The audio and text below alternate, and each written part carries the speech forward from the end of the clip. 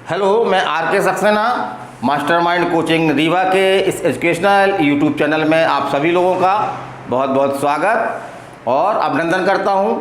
ये मेरे सिविल जज और एडीपीओ का रेगुलर बैच है। ऑफलाइन क्लास चल रही है, बच्चे सामने बैठे हुए हैं, तो उसी का मैं आज पढ़ाने जा रहा हूं। तो आप लोग भी इसका लाभ ले सकते हैं। तो आज मैं आपको पढ़ाने जा रहा हूं आईपीसी 1860। तो आईपीसी जो भी ला किए हुए हैं, एक उनके लिए एक आम विधि है, बहुत चर्चित विधि है। तो आईपीसी पूरा नाम क्या है? इंडियन पेनल कोड है ना, इंडियन पेनल कोड। हिंदी बोलेंगे इसको अगर तो भारतीय दंड संहिता। सन कौन सा है इसका? सन पूछेगा 1860। तो 1860 आपको याद रखना है। तो ये काफ़ी पुरानी विधि है। ये उस समय की विधि है जब भारत जो है वो आज़ाद नहीं हुआ था। तो जो अभी भी लागू है वो, और काफ़ी अच्छे ढंग से काम भी कर रही है।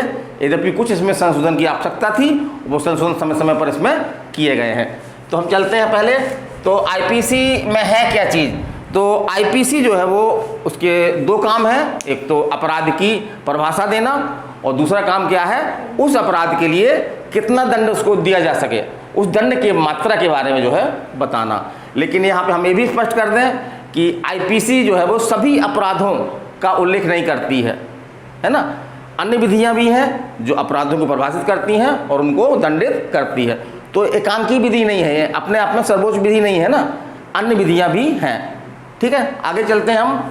तो अब हम बात करते हैं कि ये क्वेश्चन एग्जाम में आया है, आपके कई एग्जामों में आया है कि हमारी आईपीसी 1860 में जो है वो कितने अध्याय हैं और कितनी क्या धाराएं हैं। तो कितने अध्याय हैं आपके?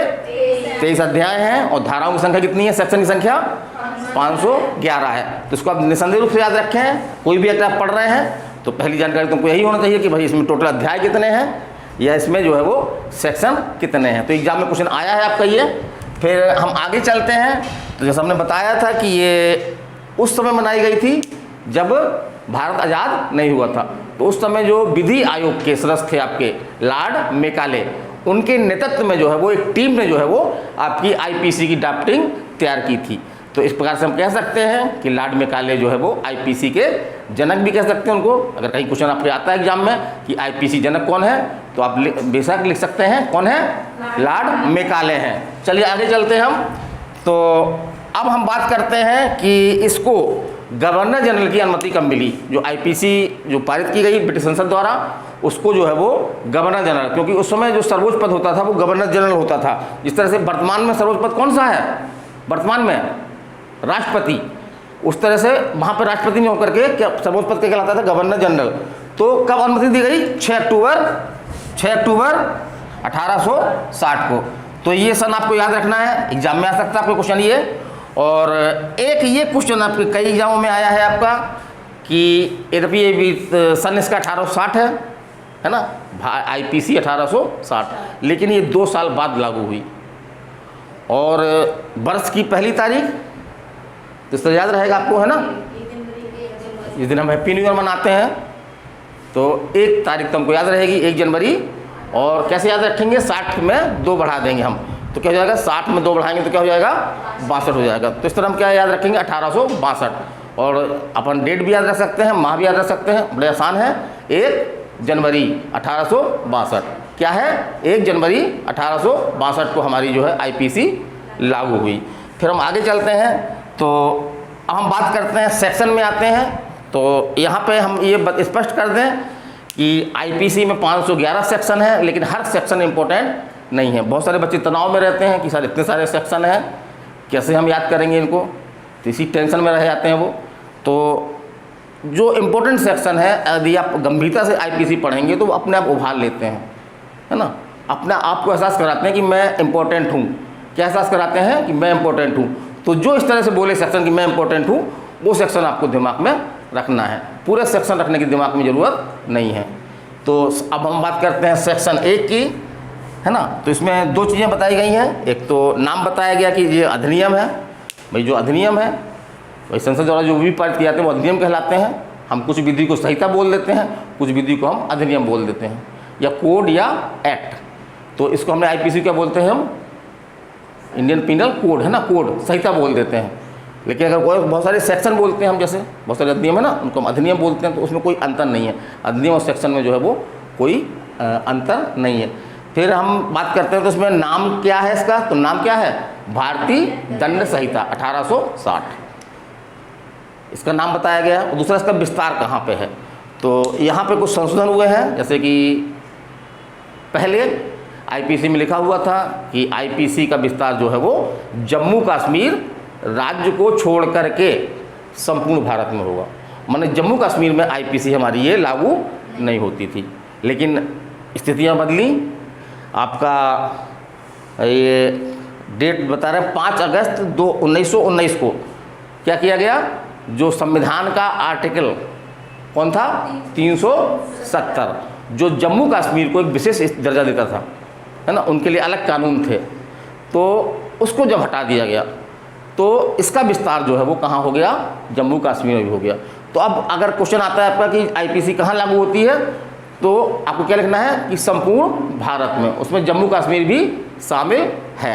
अब पूछेगा कि ये संशोधन कब किया गया, तो आईपीसी की जो सेक्शन 1 में जो है लिखा है जम्मू कश्मीर राज्य को छोड़कर, उस शब्द को जो कब हटाया गया 2008 में, सूचना प्रौद्योगिकी अधिनियम 2008 संशोधन के द्वारा जो है इसको हटा दिया गया है। तो अब आंसर क्या होगा आपका, संपूर्ण भारत में लागू हो गई, है ना।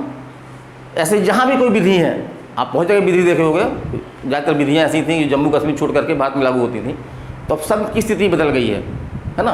तो अन्य कोई विधि है अगर उसमें लिखा जम्मू कश्मीर छोड़ करके, तो आप वो सब हटा दीजिए, अब मैंने पूरे भारत में वो विधि लागू हो गई। चलिए इतना बात समझ में आ गई ना, आगे चलते हैं।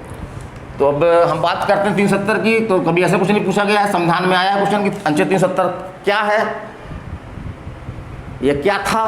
अब तो था की बात हो गई ना, अब हट गया तो था हो गया, पहले है। तो ये जम्मू कश्मीर को विशेष राज्य का दर्जा देने संबंधी प्रावधान है ये, और इसको एक लंबे संघर्ष के बाद जो है वो हटाया गया है। अब हम बात करते हैं सेक्शन 2 की, है ना। सेक्शन 2 तो ये भी आईपीसी के विस्तार से ही संबंधित है। जैसे कि जो विस्तार क्षेत्राधिकार होता है 2 तरह का होता है आपका, एक तो अंतः प्रादेशिक और दूसरा बहिर्प्रादेशिक, माने भारत के अंदर और भारत के बाहर।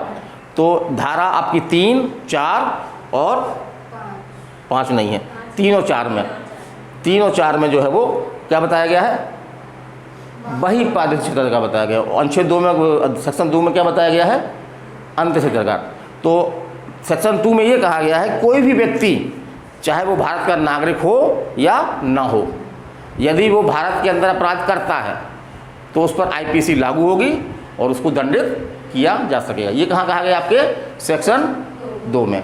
और ये आपके किस क्षेत्र का संबंधित है आपकी, ये तो अंतः प्रादेशिक क्षेत्राधिकार से आपका ये संबंधित है। तो इससे क्वेश्चन बनता है आपके एग्जाम में कि कौन सा सेक्शन जो है वो अंतः प्रादेशिक क्षेत्राधिकार संबंधित है, तो कौन सा सेक्शन संबंधित है, 2 आराम से हमसे बन जाएगा। फिर हम चलते हैं सेक्शन 3 और सेक्शन 4।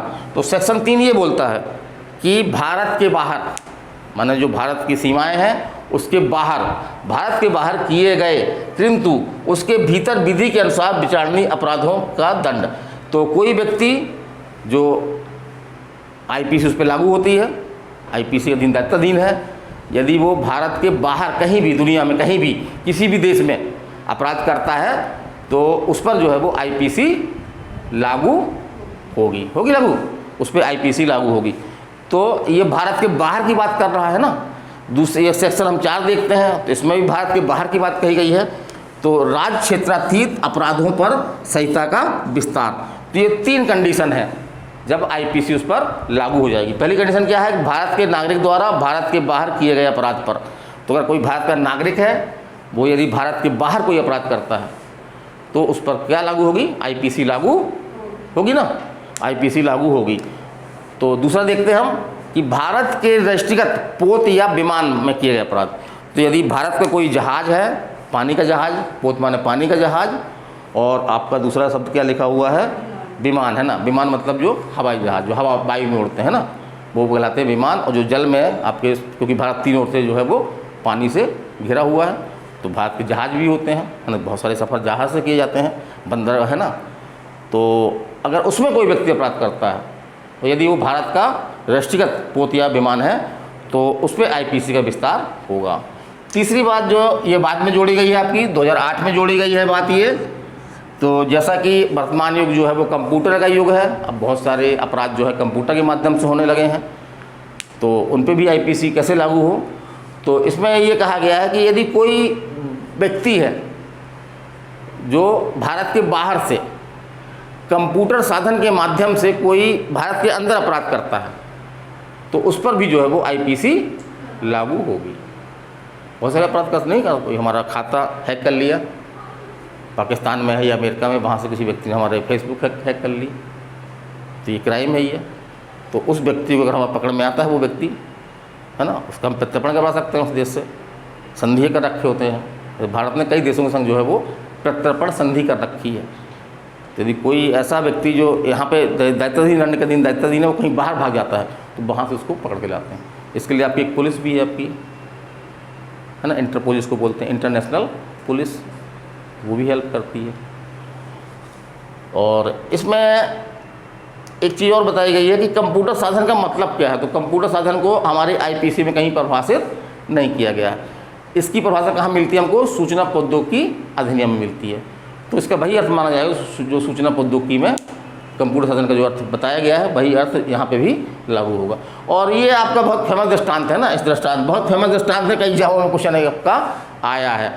तो का एक भारत का नागरिक है जो युगांडा जो कंट्री है वहाँ पे हत्या करता है, तो अब उसकी क्या स्थिति होगी? तो लिखा है कि भारत में जहाँ भी वो पाया जाए वहाँ पे उसको जो है वो ट्रायल हो सकता है उसका, और उसको जो है वो सज़ा दी जा सकती है।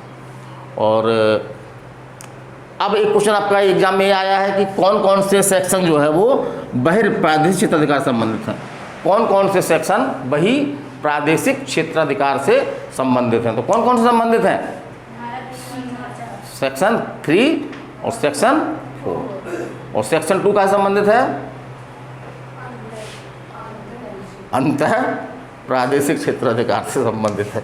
चलिए हम सेक्शन 5 की बात करते हैं, क्योंकि जो हमारा अध्याय 1 है उसमें टोटल कितनी धाराएं हैं? 5 धाराएं हैं, है ना। तो हमने 4 पढ़ ली, इसको भी साथ में पढ़ लेते हैं। कल हम जो है वो अध्याय 2 शुरू करेंगे। तो इसमें कहा है कुछ विधियों पर आईपीसी का प्रभाव न होना। तो कुछ ऐसी विधियां हैं, ख़ास तौर से हमारे जो सेना में अफसर हैं, सैनिक हैं, तीनों सेनाओं में, है ना, जल थल और वायु में, तो यदि ये विद्रोह करते हैं या बिना किसी कारण के सेना की नौकरी जो है उसका त्यजन कर देते हैं, तो इनके संबंध में जो है वो कठोर विधि बनाई गई है ना। कोर्ट मार्शल करते हैं उसका, और बहुत बड़ा अपमानित करते हैं कोर्ट मार्शल करके, है ना, पूरा उसका मतलब खींचते हैं इस तरह से, पूरे जो लगाए होते हैं स्टार खींच के उतारते हैं उसको, बहुत जलील करते हैं उसको। तो उन विधियों पर आईपीसी प्रभाव नहीं डालेगी, मगर ऐसे मामलों के द्वारा किए गए कोई अपराध है तो उस पर कौन लागू होगा? उनकी विधि लागू होगी, आईपीसी लागू नहीं होगी। तो ये आज का हमारा क्लास ही चल रहा है, बच्चे बैठे हुए हैं।